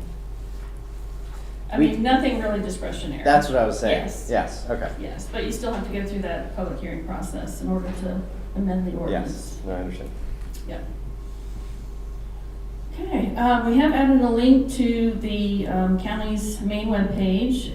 It's for the 2026 reassessment. It's located, the link to this page is located in the blue banner at the top of the page next to the ACRJ renovation link. The page contains some general information about reassessments, including state code provisions, assessor's contact information, and pictures of the field staff working within the county. We'll make periodic updates as necessary for the duration of the reassessment, which would include through the conclusion of the Board of Equalization's work, which is generally about March of 2026. We have followed up on the additional street lighting in Livingston requested by Supervisor Rutherford. County staff and AEP have collaborated on the addition of 2 street lights in Livingston. Our request for new service has been submitted along with an AEP work order, and I believe Jeff Brantley was supposed to have met with them on February 11th, but it keeps moving because of the weather. So I think they'll have something set up soon to meet with the technician and evaluate the poles. According to AEP, there should be no charge for the installation, and monthly costs are minimal at $6 to $12 per light. Let's see, we've included the updated meals and lodging tax collections and lodging entity tracking. The number of lodging units is 815, up from 806 in the previous report. Happy to answer any questions. I'll just say this from my reports, but you can thank staff for, related to, it was in the building department's report where it actually showed the total dollars a month, like what that number metric looks like. I think it's important for the board to know what that number is, because essentially for every $50 million of valued work, whether that's a porch replaced in Wintergreen or a house being built, is equal to essentially 1 penny in that moment. So it's kind of neat just looking at over the years what that has meant. Some years have been bigger, other years not. Obviously there's most development is in the Wintergreen area, most permitting work, but most of that, from what I'm told, is renovations. The older buildings are getting redone and some expiring housing stock up and around that area. So it's kind of neat. It's important to see, and I think it's important for us to keep in mind, where things are happening in our county. So thank you for that report. It was good.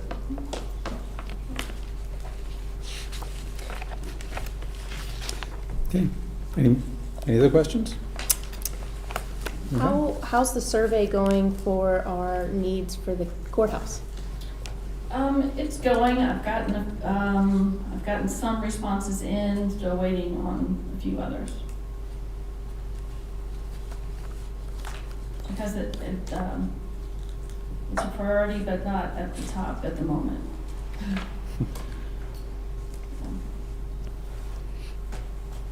Okay, thank you, Candy. Thank you. Board reports, Mr. Parr? EMS council meets tonight. Social services met this afternoon, busy day. One of the things that was brought up is they're going to be working on establishing a reduction in force policy, which, believe it or not, they don't have. And the question came up in that meeting is, would they fall under the counties or, and I checked with HR and they would not. So they're going to be, Mr. Burdett is going to be looking into options and coming up with a reduction in force policy just so they have something in place. I was kind of surprised that they don't, but that was pretty much it from today's meeting. Would they not fall under the states? Well, they don't fall under that, but that's what they're going to mirror and reference as, they wanted to check first to see if they would fall under the counties, and if not, they're probably leaning towards that. So yeah, that's it. Okay, Dr. Ligon? I guess I'll attended my first planning commission meeting last month. We unfortunately lost 2 members, which we'll follow up on that a little later. The general consensus was negative on communication from the Board of Supervisors to Planning Commission. So it is my goal in my new role to give the general flavor of the board to the Planning Commission and not vote on Planning Commission issues, but wait to vote on the issues at the board meeting, our board meeting. I am, though saddened we've lost people, excited because we have 4 relatively new people on the board. They are all going to get newly educated on what their role actually is. And hopefully, with the increased communication, they will feel that their vote and their voice is heard by the board. So it's kind of a big thing there. I also went to the EDA meeting.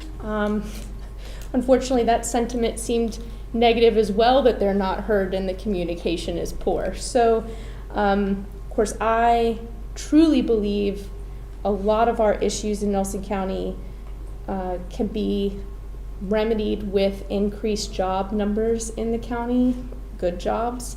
And I feel that giving the EDA power and a voice and the ability to help us create those jobs is huge. And so right now, all I've been able to do is say those words, be in attendance and stand up for that.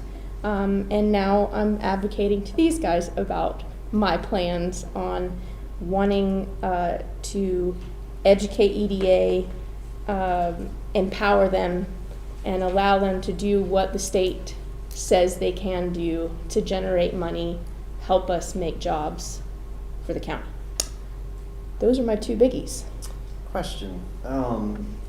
EDA related, obviously we gave them some directives. Was that kind of that meeting, was that quasi related to the directives we made at our? So actually the last meeting, we met and some roles of EDAs was defined. They were educated on, well, the state vocabulary, right. What some successful EDAs do to draw in money, places to start. The lawyer that we spoke with does a lot of bond initiatives, works with a lot of EDAs, and really his biggest thing was a good place to start is funding EDA, and also good communication between EDA and the Board of Supervisors. And I just know we'll be advocating a lot for this because I really truly feel we need jobs in this county. On a positive note, I want to remind and thank the EDA that EDA board communication is the reason that we have moved our DSS facility from the original construction site to the new site in the village of Livingston. So that is a positive communication between the two boards. So I hope they remember that. All right, we did not have a jail board meeting this month, so didn't get a chance to go to that. I had probably about several different meetings with related towards gravel roads with constituents this month. A lot, especially on the Buckingham side of my district. A lot of gravel roads aren't sustaining a lot of this water. Reminded me of some specific roads I need to inquire with Robert on related to the 6-year plan. Some of the discussions that have been had amongst surrounding local governments, some of this discussions happened with the PDC, is related towards the future of energy use in our Commonwealth as a result of data centers. This is a huge discussion, and we're about, I think, if we're not the #1 state in the world or to have data centers, we're darn close to it. And this is a pretty serious problem because as a result, our Commonwealth is importing a lot more electricity than it historically has ever done. So what does that mean? Higher rates. Our power's coming from Ohio, Pennsylvania, West Virginia, down south, out west. And local governments like ours are going to be finding ourselves, advocating for some of these data centers is not a new concept necessarily, but on this scale, it's not creating secondary problems that, are as a result, the house down the street is going to have an $800 electric bill subsidizing these coming in. I can't look at Louisa and be upset when they're getting these $3 billion entities showing up, bringing in serious revenue to the county.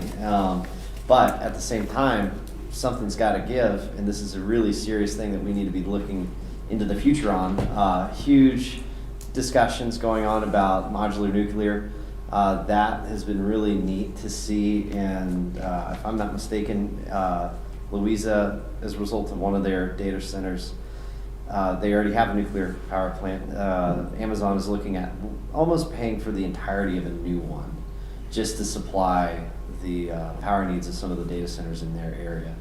And it's pretty astronomical. Now, the problem with some of the pieces of this is not modular nuclear, it still takes many years after the point of the data center's operations. So there's still going to be a 4 or 5 year lapse of the existence of the data center before the energy needs are handled from within.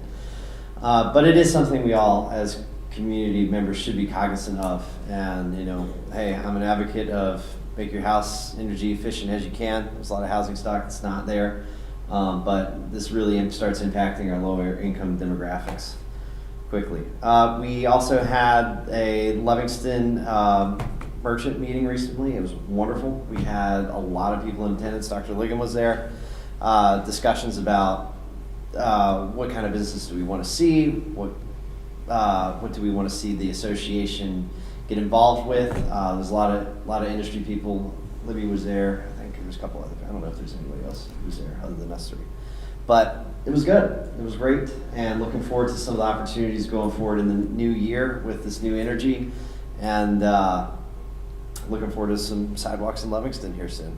Hopefully, I also have correspondence to Robert to figure out what the dates are. I think he's mentioned end of the year. Have you heard anything? I have not heard anything, but yeah, we can certainly check on that. and see Yeah, where I think he was stand. indicating end of the year. I think they're definitely in the beginning phase of it right Yeah, now, so. so it's going to be a little while. Beyond that, I don't think I missed anything. Okay.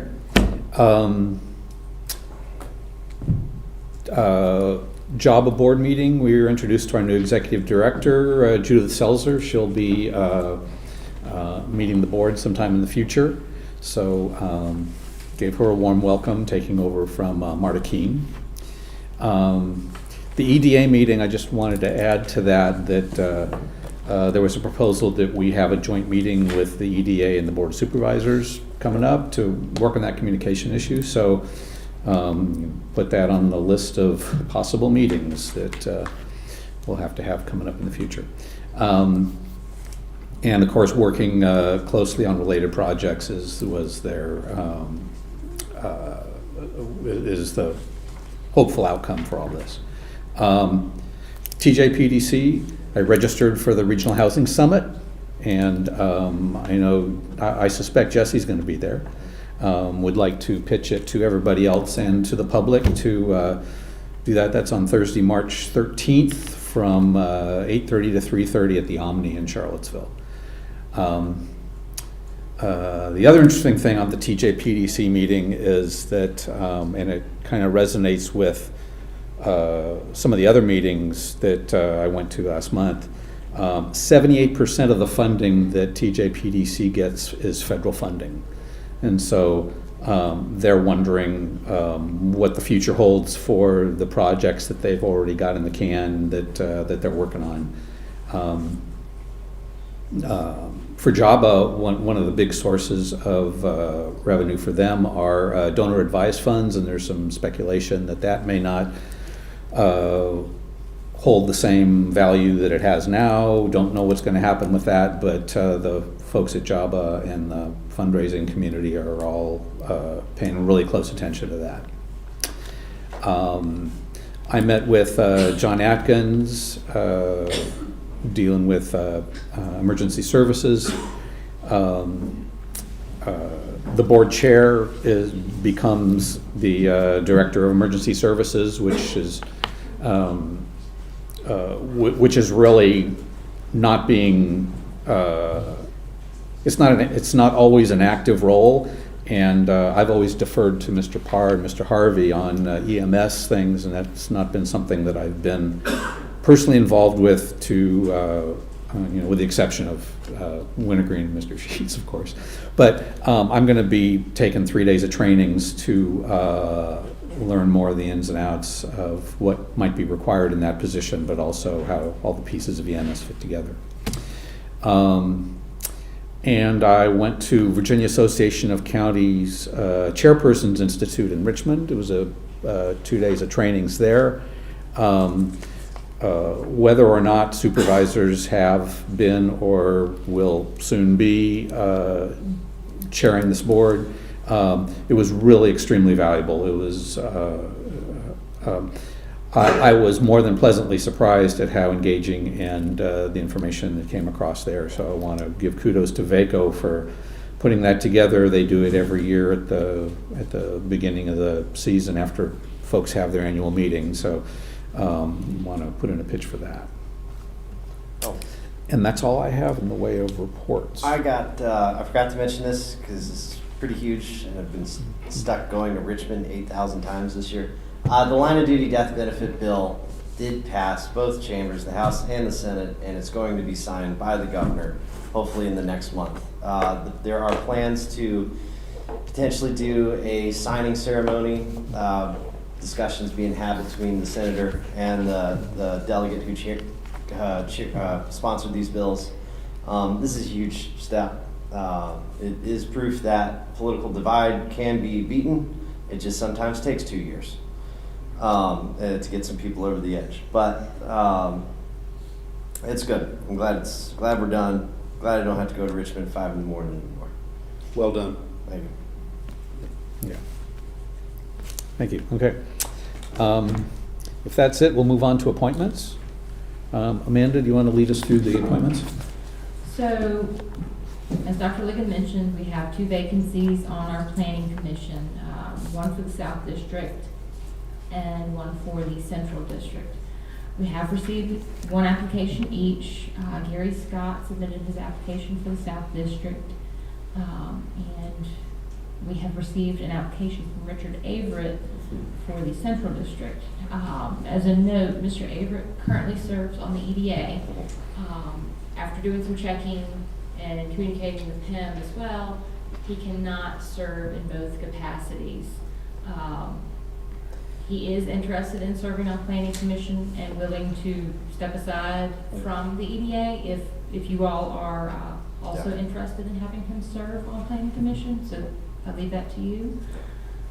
So I don't know if you want to discuss those 2 appointments first, and then we do have a job application we received yesterday or today.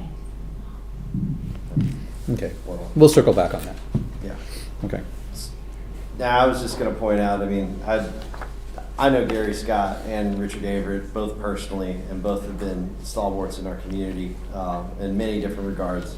I do believe that they're going to go into the discussions at hand openly, and, I think, it was really fun reading their applications, actually.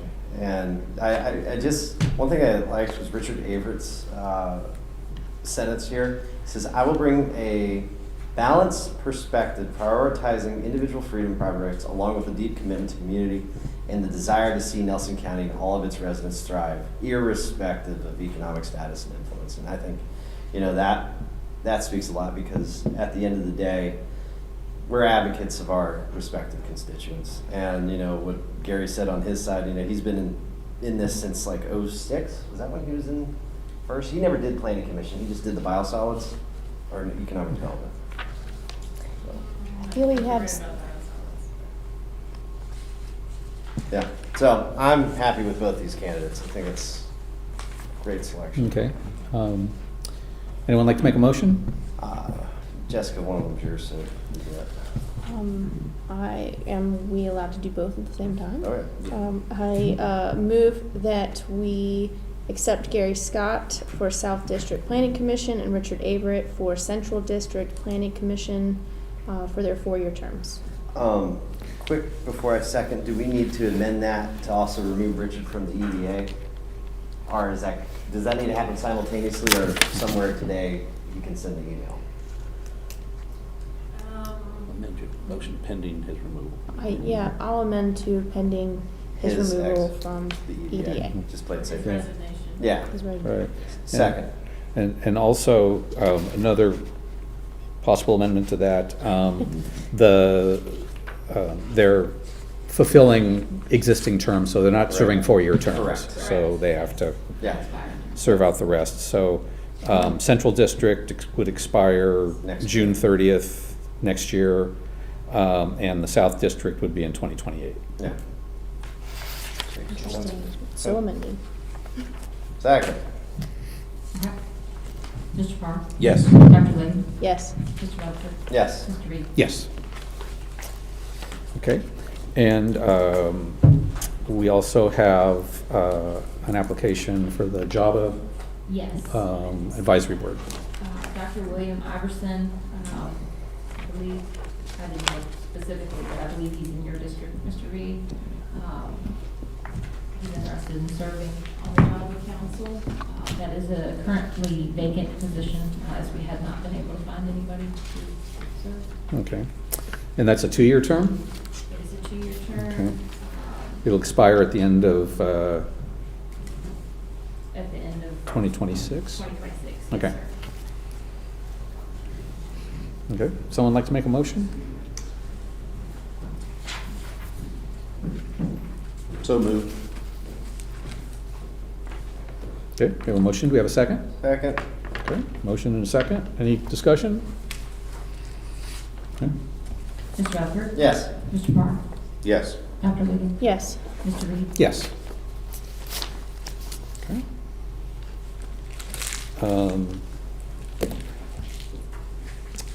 Correspondence? Can I go first? Yes. So we have a group who is patiently Waiting. waiting all day. So thank you, Edith, and the Nelson County Juneteenth Celebration Committee for being patient with us today. But I would like to recommend that we allocate $5,000 for this celebration. So I move that we allocate $5,000 for the 2025 Juneteenth celebration taking place June 22nd, 2025. Yeah, that's my motion. Okay, I'll second. Okay. Further discussion? Okay, roll call? Mr. Rutherford? Yes. Mr. Parr? Yes. Dr. Liggins? Yes. Mr. Reed? Yes. Okay. Thank you, Mr. Parr. Anything else you wanted to bring up? No, sir. Okay. Dr. Ligon? Mr. Rutherford? Only correspondence I have recently gotten was relative to current weather status, road status. Not much to report on that end. I want to thank staff for helping coordinate the 2 lights over here in Livingston. Easy peasy. Apparently that's less. Yes.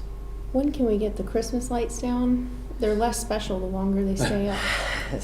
I saw them working on some. Yeah. I think the ones that are up are possibly the responsibility of CVC Yeah. folks, and I think they're just swamped right now and haven't been able to take them down. But we'll double check on that. Okay. Sorry to interrupt. No, you're good. Valid question. That's all I got. Okay. Directors? Dr. Ligon? Jesse? Okay. Before we take a break, I was wondering, we get our other business taken care of first. Candy, you wanted to bring something to us on Yes, that? please. I have 2 items that have just come to my attention that I need the board to take action on. Okay.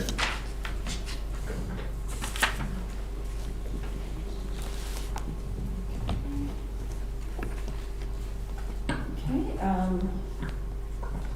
the first one, you should have a resolution, I think, at your places. It's Resolution 2025-11. I referenced this resolution in my report. This is the authorization for acceptance of conveyance of the 37 Tambart Drive, Livingston property for the Department of Social Services building project. Our closing is scheduled for Friday. Mr. Payne needs this authorization prior to Friday. I got it. Okay. Mr. Chairman, I move that we approve Resolution R 2025-11, Nelson County Board of Supervisors authorization for acceptance and conveyance of 37 Tambart Drive, Livingston for Department of Social Services. I'll second. Okay. Motion and second we have. Any further discussion? Okay. Mr. Parr? Yes. Dr. Liggins? Yes. Mr. Rutherford? Yes. Mr. Reed? Yes. Okay, thank you very much. The second item is also related to the Department of Social Services building project. We essentially need to, whoops, I'll get that in a minute, amend our PMA architecture contract to include, let's see, additional services to prepare a site inspection and report identifying lead paint and asbestos containing materials in the building. They would also prepare removal specifications to be included in the project manual for the construction bidding. So this would need to be done so that any abatement of any lead or asbestos is identified and it's specified within the bidding specifications so that the contractor will take care of that before the building is demolished. So the amendment is for $5,671, and that is the amount proposed by Marine Chemist Service, Inc. Out of Newport News. Whenever you touch asbestos, you don't really have many options as it relates to that, so. Yeah, my understanding is it's not really an optional Nope. item, it's just something that was omitted in the original scope and that we need to add now. Does this require a motion, or are you just good with the consensus? Sounds like you basically have to just do it.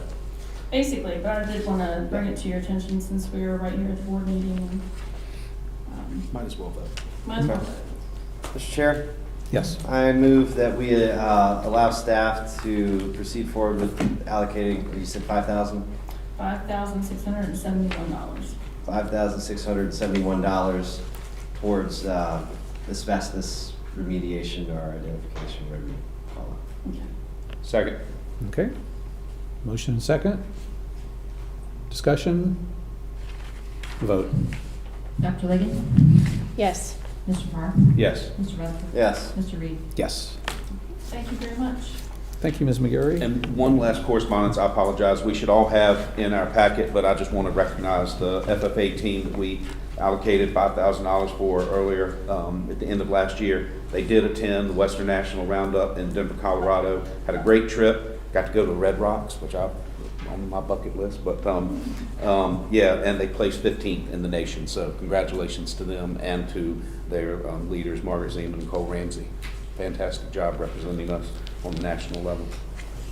Thank you, Mr. Parr. Agreed. Okay.